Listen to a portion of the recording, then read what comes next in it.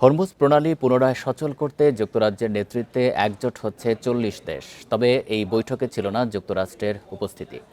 Iran যুদ্ধ চলমান থাকলে হরমুজ প্রণালী কখনোই স্থিতিশীল হবে না বলে মন্তব্য করেছেন চীনা পররাষ্ট্রমন্ত্রী ওয়াং ই। এদিকে হরমুজ প্রণালীতে বাণিজ্যিক জাহাজের সুরক্ষা নিশ্চিত করতে জাতিসংঘ নিরাপত্তা পরিষদে আজ ভোটাভুটির কথা রয়েছে। আর আগামী সপ্তাহে বৈঠকে বসতে যাচ্ছে G7 ও উপসাগরীয় অঞ্চলের দেশগুলো। মধ্যপ্রাচ্যের কৌশলগত গুরুত্বপূর্ণ জলপথ হরমুজ প্রণালী ইরান যুক্তরাষ্ট্র সংঘাতের কারণে কার্যত বন্ধ। এর জেরে বৈশ্বিক জ্বালানি সরবরাহের বড় ধরনের ব্যাঘাত ঘটেছে।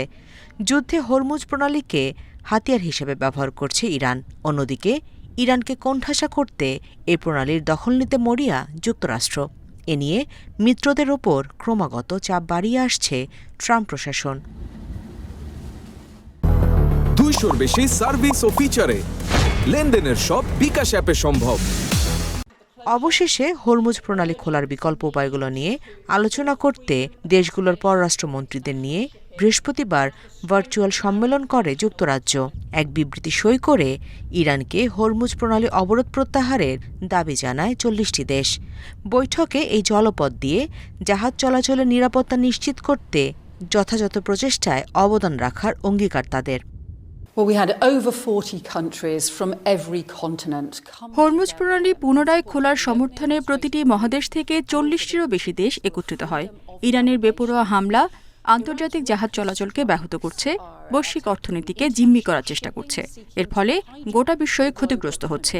আর এ কারণেই আমরা প্রণালীটি পুনরায় খোলার জন্য সম্ভাব্য সব ধরনের কূটনৈতিক, অর্থনৈতিক এবং সমন্বিত পদক্ষেপ গ্রহণে দৃঢ় প্রতিজ্ঞ।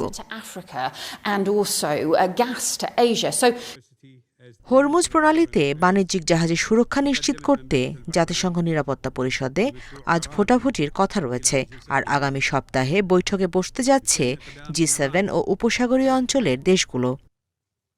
এদিকে ইরান যুদ্ধ চলমান থাকলে হরমুজ প্রণালী কখনোই স্থিতিশীল হবে না বলে মন্তব্য করেছেন চীনা পররাষ্ট্রমন্ত্রী ওয়াং ই।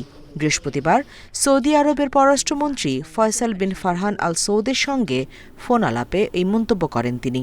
বলেন, হরমুজ প্রণালী দিয়ে যাতায়াতের বিষয়টি ইরান যুদ্ধেরই একটি পরোক্ষ প্রভাব এবং যতদিন এই যুদ্ধ চলবে ততদিন এই জলপথ স্থিতিশীল থাকবে না।